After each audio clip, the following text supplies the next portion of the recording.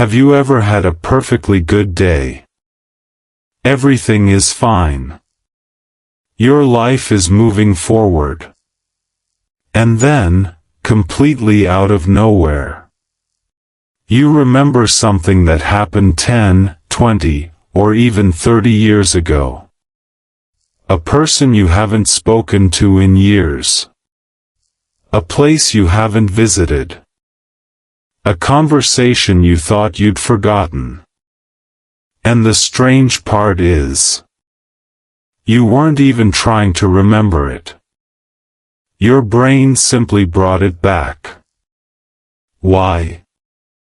Thinking about the past doesn't automatically mean you're unhappy with your life. Memory is deeply connected to emotion, identity, and the way you understand your own story.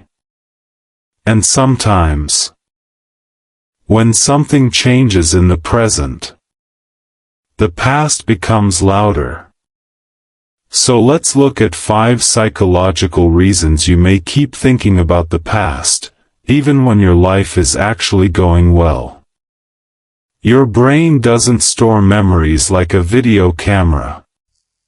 The first reason is simple. Your brain doesn't store memories like a video camera. We often imagine memory as a recording. Something happens. Your brain stores it. And years later, you play it back. But human memory is much more complicated. Psychologist Elizabeth Loftus, one of the most influential researchers in the field of memory, has demonstrated how reconstructive and changeable human memory can be. When you remember something, your brain isn't simply opening an untouched file. It's reconstructing the experience. And emotion plays an important role. Think about your childhood. You probably don't remember every ordinary Tuesday. But you may remember a particular birthday. A difficult conversation. Your first heartbreak. A family gathering. Or a moment when something important changed. Why those moments? Because emotionally meaningful experiences tend to become important parts of our autobiographical memory. Sometimes you forget the exact words someone said. But you remember how being around them made you feel. That's why an old song can suddenly affect you. The song isn't just a song anymore. It's connected to a chapter of your life. So when an old memory appears unexpectedly, it doesn't necessarily mean your brain wants you to return to the past. It may simply be accessing something that still carries emotional meaning. Nostalgia isn't always sadness. The second reason is more surprising. We usually think nostalgia means missing the past. But psychologist Konstantin Sedekhides and his colleagues have studied nostalgia extensively, and their work suggests that nostalgia isn't simply a negative emotion. It can help people feel connected to their identity, relationships, and sense of meaning. Think about finding an old photograph. You see yourself years ago. Maybe people are standing beside you who are no longer part of your everyday life.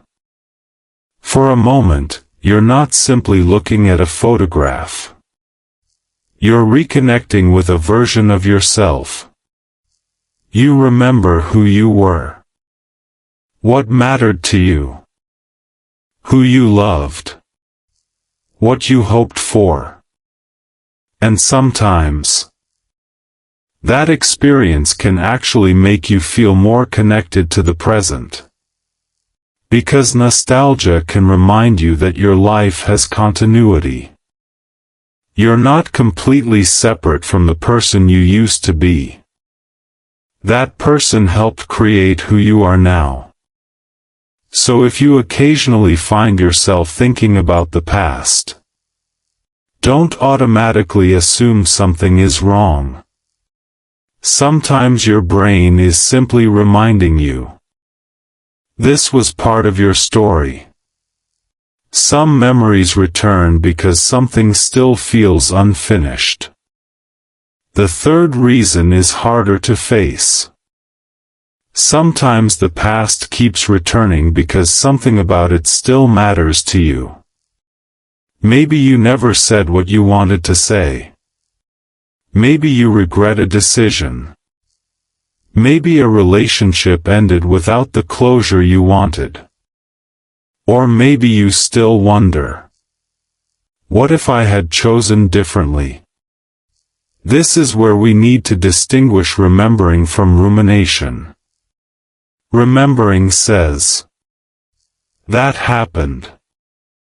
Rumination says, why did that happen? What if I'd done something different? Why? Didn't I see it sooner? And then the mind keeps going around the same circle. The problem is that the brain may be trying to solve something that no longer has a solution. You can't go back and change the original event. And sometimes, closure doesn't come from finally discovering the perfect answer. It comes from accepting that you'll never know what would have happened if you had made another choice. So instead of asking, why did this happen to me? You can eventually begin asking, what did this experience teach me about myself? The event doesn't disappear, but its role in your life can change. And sometimes that's what allows the memory to become quieter. Major life changes can make the past louder. The fourth reason has less to do with the memory itself, and more to do with what is happening in your life right now. Certain transitions can make you look backward. Retirement. Moving to a new city. Your children becoming adults. A major birthday. Changing careers. Ending a relationship. Or simply reaching a point where life feels different from the way it used to. These moments can create a natural comparison. Who was I then? Who am I now? Suddenly, memories that haven't appeared in years can become surprisingly vivid. You're not necessarily trying to go back. You're using the past to understand the present. Imagine someone approaching retirement. For decades, work gave that person a routine, relationships, responsibilities, and an identity. When that structure changes, old memories may suddenly feel more important. They may remember their first job, the people they worked with, the decisions that shaped their career, the person they were when they started. The same thing can happen when children leave home, when someone moves away, or when a major chapter ends. The present has changed. So the brain naturally begins reviewing the chapters that came before it. And that can actually be useful. Because sometimes you need to look backward to understand what you want to carry forward. Your brain uses the past to understand who you are. The fifth reason may be the most important. You don't only remember your past to revisit it. You also use it to understand who you are. Psychologist Dan McAdams, known for his work on narrative identity, has argued that people develop an internal life story from the experiences they've lived through. Think about your own life. You probably have certain chapters you consider important. The difficult period you survived. The relationship that changed you. The mistake that taught you something. The person who influenced you. The decision that redirected your life. Over time, these experiences become part of the story you tell yourself about who you are. And that story continues to evolve. Something that felt like a complete failure at 25 may look very different at 50. A relationship you thought ruined your life may eventually become the experience that taught you what you actually needed. A career that didn't work out may have pushed you toward a completely different path. The event didn't change. Your interpretation of it changed. And that's one of the most powerful things about looking back. The past itself is fixed. But the meaning you give it can develop as you gain experience. Sometimes you don't revisit an old chapter because you want to live it again. You revisit it because you're finally old enough to understand it differently. So, are you stuck in the past? Not necessarily. Thinking about old memories doesn't automatically mean you're unhappy. Sometimes remembering is comforting. Sometimes it's nostalgic. Sometimes it's your brain making sense of your identity. The important question isn't, why am I thinking about the past? It's, what happens to me when I think about it?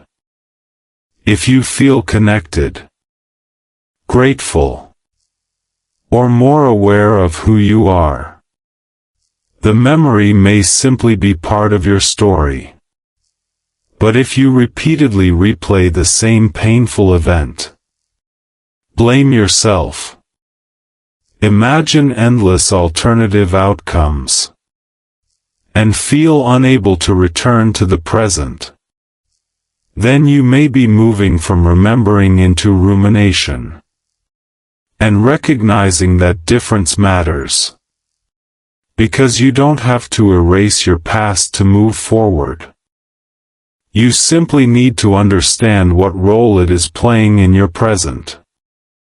Conclusion: you don't have to forget to move forward. Maybe the goal isn't to stop thinking about the past. Maybe that's impossible.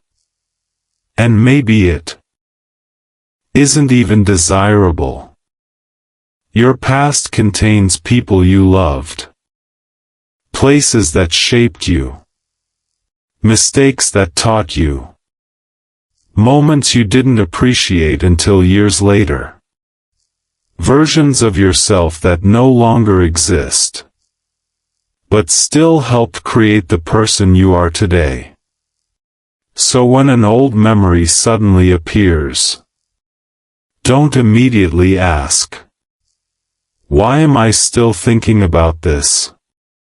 Try asking, what is this memory reminding me about myself? Maybe it's showing you something you value. Maybe it's reminding you of someone you still care about. Maybe it's revealing an unfinished emotion. Or maybe it's simply reminding you how much your life has changed. Because remembering the past doesn't always mean you want to go back.